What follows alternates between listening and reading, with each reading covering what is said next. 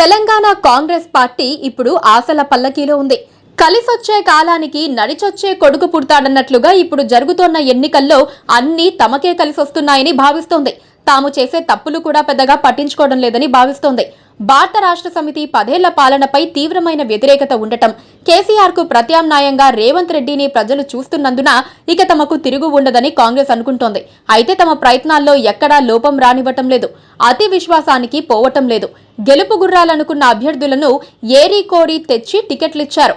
10 ఏళ్లు అధికారంలో ఉన్న బీఆర్ఎస్ అభ్యర్థుల ఆర్థిక బలంతో పోటీ పడేలా ఉన్న అభ్యర్థుల్ని ఎంపిక చేసుకున్నారు. పొరుగున ఉన్న కర్ణాటకలో అందిన విజయం స్ఫూర్తితో శక్తి వంచన లేకుండా పోరాడుతున్నారు. ఓవైపు రెడ్డి సామాజిక వర్గం తమ పార్టీ వైపు కన్సాలిడేట్ అవుతుందన్న నమ్మకం, ప్రభుత్వంపై వివిధ వర్గాల్లో పేరుకుపోయిన అసంతృప్తిని అంచనా వేసుకునే కాంగ్రెస్ ఈ ఆశల పల్లకీలో ఊరేగుతుందని అనుకోవచ్చు.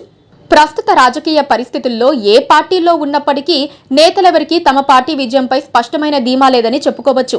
కాంగ్రెస్ నేతల కోణంలో చూస్తే తమ పార్టీకి లభిస్తున్న ఆదరణపై బయటకు సంతోషం వ్యక్తం చేస్తున్నారు.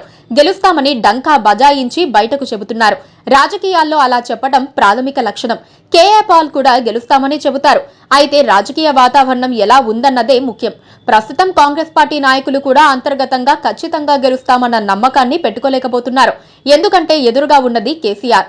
గత ముందస్తు ఎన్నికల్లో ఆయనను గెలిచేశామని అనుకున్నారు. కానీ కేసీఆర్ చివరి రోజుల్లో మలుపు తిప్పేశారు. ఓటింగ్కు వెళ్లేసరికి పరిస్థితి తారుమారైపోయింది. అందుకే కేసీఆర్ ను తక్కువ అంచనా వేయలేక గట్టిగా గెలుస్తామని ఆశలు పెట్టుకోలేకపోతున్నారు. అదే సమయంలో బీఆర్ఎస్ నేతలది అదే పరిస్థితి.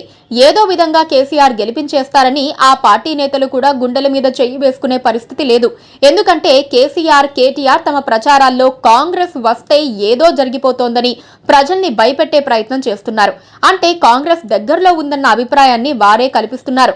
నిజంగా ప్రజలు మార్పు కోరుకోవటం అంటూ ప్రారంభమైతే ఎంత చాణక్యుడు వచ్చినా ఆగదని వారికి తెలుసు. అందుకే బీఆర్ఎస్ నేతలు కూడా అంత ధీమాగా ఉండలేకపోతున్నారు. బీజేపీ నేతలు ఎప్పుడో ఆశలు వదిలేసుకున్నారు. వారి ఆశలు హంక్ పైనే ఉన్నాయి. కానీ ప్రజలు డిసైడ్ అయితే పంజాబ్, కర్ణాటకల్లో ఏకపక్ష తీర్పిస్తారు. కానీ హంక్ పరిస్థితి రానివ్వరేమోనన్న అభిప్రాయం కూడా ఉంది. అందుకే రాజకీయ నేతల కోణంలో ఆలోచిస్తే ప్రస్తుత పరిస్థితి అనిశ్చితంగానే ఉంది. ఇక సామాన్యుడిలోనూ అదే గందరగోళం కనిపిస్తోంది. ఇప్పుడున్న ప్రభుత్వాన్ని మార్చాలా వద్దా అన్న సంశయంలో ఉన్నట్లుగానే కనిపిస్తున్నాడు. ప్రభుత్వాన్ని మార్చాలా లేకపోతే కొనసాగించాలా అన్న డైలమా ఉంది. ప్రభుత్వానికి సంబంధించి కొన్ని అంశాల్లో ఈ ప్రభుత్వాన్ని వ్యతిరేకించాల్సిన అవసరం ఏముందన్న అభిప్రాయానికి వస్తున్నాడు. ముఖ్యంగా మౌలిక సదుపాయాలు అంటే రోడ్లు, మంచినీరు వంటి అంశాల్లో చాలా వేగంగా ప్రభుత్వం స్పందిస్తోంది. ఇలాంటి విషయాల్లో 10 ఏళ్ల ముందుతో పోలిస్తే తెలంగాణ ఎంతో మెరుగుపడింది.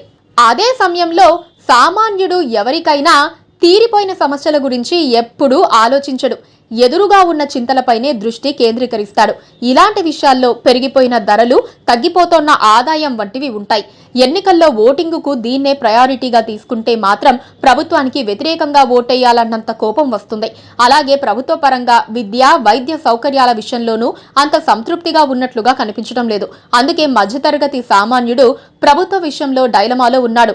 నిత్యావసర వస్తువుల ధరలు తగ్గేలా, కుటుంబ భారాన్ని కొంత భరించేలా ప్రభుత్వం ఏదైనా చేస్తే బావుండు అనుకుంటున్నాడు. అలాంటి మేనిఫెస్టోతోనే కాంగ్రెస్ వచ్చింది. అక్కడే కాస్త ప్రతిపక్ష పార్టీకి మొగ్గు కనిపిస్తోంది. ఇక తెలంగాణ సమాజంలో, రాజకీయంలో రైతు పాత్ర కీలకం. రైతు ఎటువైపు మొగ్గితే రాజకీయం అటువైపు మొగ్గుతుంది. ఇప్పుడు రైతు ఏమనుకుంటున్నాడు?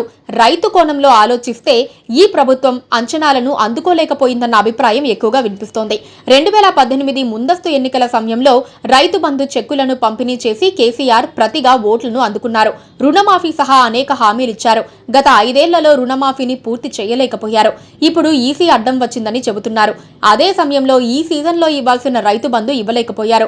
ఎన్నికలు అయిపోగానే ఇస్తానంటున్నారు. 2018లో ఇవ్వగలిగిన రైతు బంధు ఇప్పుడెందుకు ఇవ్వలేకపోతున్నారన్నది రైతుల నుంచి వస్తోన్న ప్రశ్న. అంతేనా? రైతులకు పెద్ద సమస్యగా ధరణి మారింది. ఏ ముహూర్తంలో ధరణిని తీసుకొచ్చారో కానీ ప్రతి గ్రామంలో సమస్యలున్నాయి. రెవెన్యూకు వచ్చే ఫిర్యాదులే దీనికి సాక్ష్యం. ఇంత వ్యతిరేకత ఉంది కాబట్టే విపక్షాలు దాన్ని బంగాళాఖాతంలో పడేస్తామని ధైర్యంగా చెబుతున్నాయి.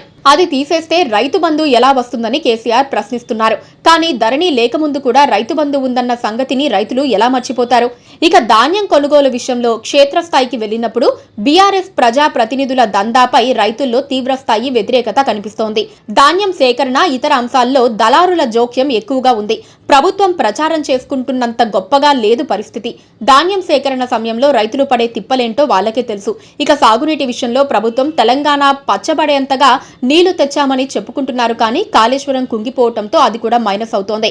వర్షాలు పడినప్పుడల్లా వచ్చే నీళ్లు కాళేశ్వరం అని ప్రభుత్వం ప్రచారం చేసుకుంటోంది, కానీ నిజంగా ఆ ప్రాజెక్టు వల్ల వచ్చే లాభమేంటో చెప్పలేకపోతున్నారు. రైతులకు ప్రతి సీజన్లోనూ కేసీఆర్ చెప్పిన హామీల్లో కీలకమైన ఉచిత ఎరువులు అనే మాట గుర్తుకొస్తూనే ఉంటుంది.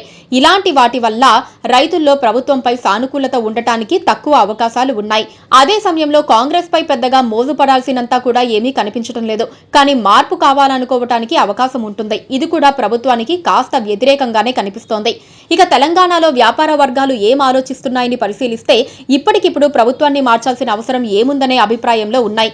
నిజానికి వ్యాపార వర్గాలు ఎప్పుడూ రిస్క్ తీసుకోవు, ఉన్నట్లుగా సాగితే చాలనుకుంటాయి. వచ్చే మార్పు ద్వారా నష్టం జరిగితే మొదటికే మోసం వస్తుందనుకుంటున్నారు. ఇటీవలే వ్యాపార వర్గాలతో హరీష్ రావు సమావేశమైనప్పుడు ప్రభుత్వం మారితే హైదరాబాద్ కూడా అమరావతిలాగే అవుతుందని వ్యాఖ్యానించారు. వ్యాపారుల్లో ఉండే సహజమైన ఆందోళనను హరీష్ రావు మార్పు గురించి ఆలోచించకుండా చేయటానికి ఆ మాట అన్నారు. ప్రభుత్వాలు మారితే అజమాయిషీ చెలాయించే వాళ్లు మారతారు, కొత్తవారు వస్తారు, కొత్తగా సంపాదన ప్రయత్నాలు చేస్తారు. ఇది ఎక్కువగా వ్యాపార వర్గాల మీద ప్రభావం చూపిస్తుంది. అయితే ప్రభుత్వం ద్వారా ప్రోత్సాహకం అందని వ్యాపారులు మాత్రం ఖచ్చితంగా మార్పు కోరుకుంటారు. ఓ 60% మంది ఇదే ప్రభుత్వం ఉండాలని కోరుకుంటే మరో 40% మంది మార్పు కోరుకుంటారు. అంటే వ్యాపార వర్గాల వరకు ప్రభుత్వానికే మొగ్గుంటుంది. భారత రాష్ట్ర సమితి అగ్రనేతలకు ఈ అంశంపై స్పష్టత ఉంది. అందుకే బీఆర్ఎస్ నేతలు ప్రచారంలో కాంగ్రెస్ వస్తే ఉత్పాతం జరుగుతుందని ఓటర్ల మైండ్లో ఎక్కించడానికి ప్రయత్నిస్తున్నారు. బీఆర్ఎస్ చేసే ప్రచారం ఎంతవరకు వర్కౌట్ అవుతుందో కానీ కాంగ్రెస్ మాత్రం బీఆర్ఎస్ కన్నా మెరుగైన పాలన ఉంటుందని భరోసా ఇస్తున్నారు. మొత్తంగా 10 ఏళ్ల పాటు ప్రభుత్వంపై ఉండే సహజమైన అధికార వ్యతిరేకతతో బీఆర్ఎస్ ఎదురీదుతోందని స్పష్టంగా కనిపిస్తోంది. కానీ పూర్తిగా వెనుకబడిపోయిందని చెప్పలేం. అలాగే కాంగ్రెస్ పరిస్థితి కూడా.